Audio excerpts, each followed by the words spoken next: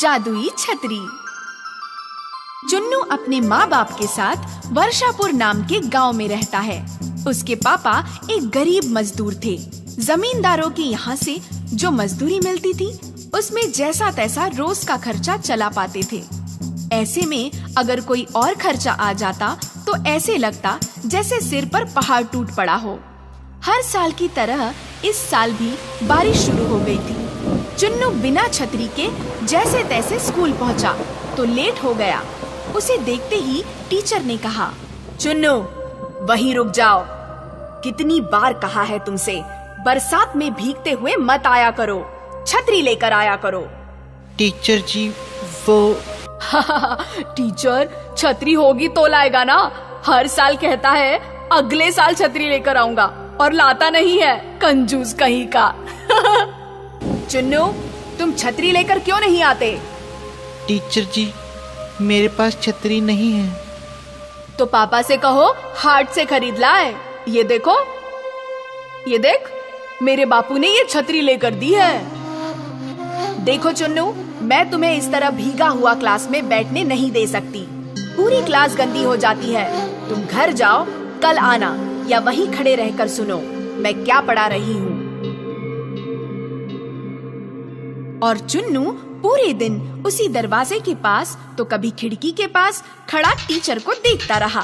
वो क्या पढ़ा रही थी सुनता रहा। दूसरे दिन उसने सोचा बारिश शुरू होने से पहले ही वो स्कूल चला जाएगा, मगर जैसे ही वो निकलने लगा अचानक बारिश शुरू हो गई। अरे बारिश तो जोरों से शुरू हो गई। बापू मुझे छतरी लेकर दो ना। लेकर दूंगा बेटा, जल्दी ही लेकर दूंगा। हर साल आप यही कहते हो, फिर मेरा बेटा पूरे साल बारिश से बच बच कर जाता है, पढ़ता है और फिर दूसरे साल वही समस्या। क्या करूं फुलवा, पूरे साल तो मेहनत करता हूँ पर इतना कमा ही नहीं पाता कि 2 वक्त की रोटी के सिवा भी कुछ जुटा सकूं। माफ करना चुन्नू बेटा, मैं तेरे लिए एक छोटी सी छतरी भी नहीं ले पा रहा। दुखी मत होइए बापू, मैं चला जाऊंगा।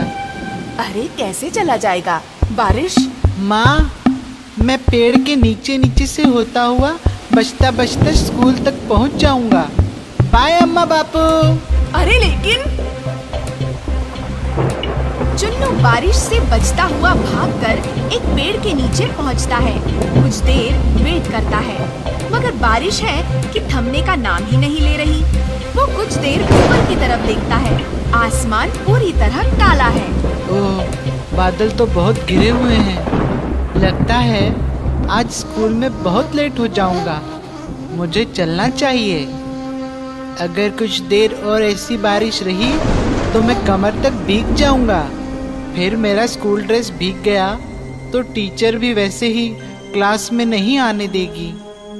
क्या करूं, क्या करूं? उसे पेड़ पर चढ़े हुए काफी वक्त गुजर गया है। उसे भूख लगती है। वो अपना पेट पकड़ता है। उसे जोरों की भूख लग जाती है। सोचता है पता नहीं कब बारिश बंद हो, क्यों ना तब तक अपने स्कूल का टिफिन खा लूं। और वो अपने स्कूल बैग से अपना टिफिन निकालता है। उसमें रोटी और बुक्का किया हुआ प्याज है। तभी उसे पानी में नीचे छप छप की आवाज आती है। वो देखता है तो एक साधु चलता हुआ उसी पेड़ के नीचे आकर रुक जाता है। चुन्नू उसे देखता है, फिर अपने भूख का एहसास करके रोटी प्याज के साथ खाने लगता है। साधु उसे खाता हुआ देखता है। चुन्नू दूसरा निवाला खाता है तो देखता है साधु उसे खाता हुआ देख रहा है। वो तीसरा निवाला खाता है तब भी साधु उसे देख रहा है। साधु उसे देख रहा है, ये देख चुन्नू कहता है, बाबा खाओगे?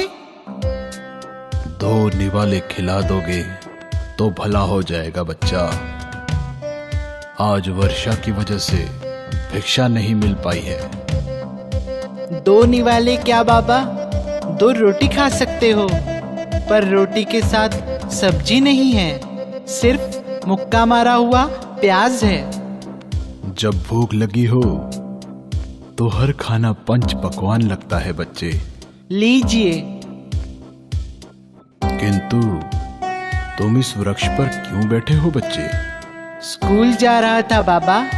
बारिश तेज हो रही है। पेड़ के घने पत्तों में बचने के लिए यहाँ बैठ गया। छाता नहीं है तुम्हारे पास?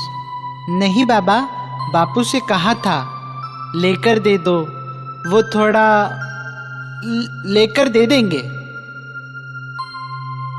ये लो बच्चा, मेरे पास एक छाता है, तुम ले लो। कमाल है बाबा, छाता होते हुए भी आप बारिश में भीगते हुए आए। हम साधुओं को छाते की क्या जरूरत? हम साधुओं को छाते का क्या काम? ठंडी, गर्मी, बारिश, कुछ भी हो, हम तो कुदरत के हर रूप का आनंद लेते हैं। वाह, आत्मा तृप्त हो गई बच्चा, जाओ खुश रहो।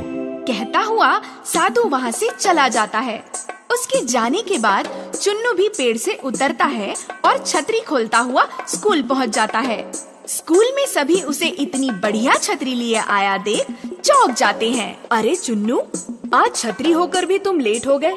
अब तो स्कूल छूटने का टाइम हो गया है। कल से लेट नहीं होऊंगा टीचर जी, अभी अभी छतरी मिली है मुझे।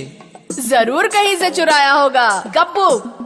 सभी बाहर आते हैं तो देखते हैं बाहर बहुत ही तेज हवा चल रही है, आंधी सी, और फिर अचानक बारिश शुरू हो जाती है। ये देख सारे बच्चे अपनी अपनी छतरी खोलते हैं। 2-3 बच्चों के पास छतरी नहीं है। ये देख गप्पू एंड फ्रेंड्स अपनी अपनी छतरी खोलते हुए उनकी ओर देखकर हंसते हैं।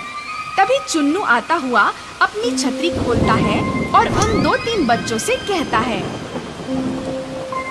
आ जाओ, तुम तीनों भी आ जाओ।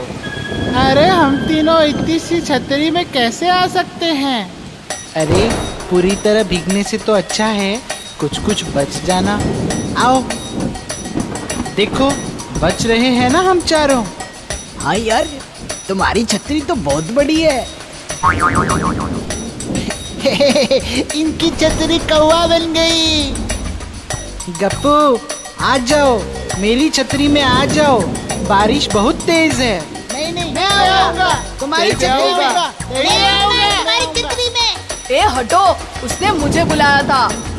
और गप्पू अपने ही दोस्तों को धक्का देकर चुन्नू की छतरी के नीचे घुस जाता है।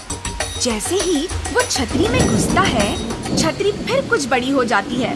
तभी बाकी दोस्त भी आकर उसकी छतरी में घुस जाते हैं, तो छतरी और भी बड़ी हो जाती है। सभी उसके नीचे सुरक्षित आ जाते हैं। सभी गांव की ओर चल देते हैं।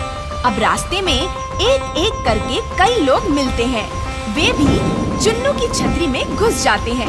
धीरे धीरे छतरी इतनी बड़ी हो जाती है कि ऐसा लगता है जैसे चुन्नू नहीं, कृष्ण भगवान है, जो गोवर्धन पर्वत उठाए उनके साथ चले जा रहे हैं। जमींदार साहब, आप यहाँ? हमें बुला लिया होता, कुछ काम? हमने सुना है तुम्हारे बेटे के पास इतनी बड़ी छतरी है कि पूरा गांव उसके नीचे बारिश से बचता हुआ आ गया। नहीं तो ये देखिए, ये तो बहुत छोटी सी छतरी है, एक बच्चे को बचाने के बराबर। ऐसा कैसे हो सकता है? हमने खुद अपनी आंखों से देखा था। देखा है ना छोटी ही छतरी, पर मैंने तो देखा था। जमींदार साहब, हमें भी भीगने से बचा लो। अरे ये छतरी तो बड़ी होती जा रही है। देखा, मैंने कहा था ना। चुन्नू बेटा, तुम्हें ये छतरी कहाँ से मिली? ये मुझे आज एक साधु बाबा ने दी थी। ओह, तभी ये जादुई छतरी है। इससे तो हम पूरे साल के लिए पानी स्टोर कर सकते हैं। कैसे जमींदार साहब? इसके नीचे जितने भी इंसान आते हैं, ये उतनी ही बड़ी होती चली जाती है। हम अपने गांव और तालाब के बीच चुन्नू को ये छतरी लेकर खड़ा कर देंगे। फिर उसके नीचे चुन्नू के एक तरफ तालाब तक, दूसरी तरफ नहर तक गांव वाले खड़े कर देंगे। उन्हें पानी से बचने के लिए छतरी तालाब से नहर तक बड़ी हो जाएगी। फिर जो भी बारिश का पानी गिरेगा, तालाब और नदी में गिरेगा। पूरे साल भर की पानी की समस्या हल हो जाएगी। और और जमींदार के कहने पर चुन्नू ने वैसा ही किया और सचमुच बारिश का पानी छतरी पर से होता हुआ एक तरफ तालाब और दूसरी तरफ नहर में गिरता रहा। फिर तो ये सिलसिला रोज चलने लगा। जब भी बारिश होती, नहर और तालाब ही नहीं भर जाते, बल्कि उन खेतों को भी ज्यादा बारिश से बचा लिया जाता जिनका अधिक बारिश की वजह से नुकसान हो सकता था। फिर तो पूरे गांव में चुन्नू की वाहवाही हो जाती है। बेटा, इतने सालों से तुम एक छतरी के लिए तरस रहे थे। अब देखो, तुम्हें ऐसी छतरी मिली है कि तुम हमारी ही नहीं, पूरे गांव की रक्षा कर रहे हो। हमें स्कूल में पढ़ाया गया था बापू, सब्र का फल हमेशा मीठा होता है।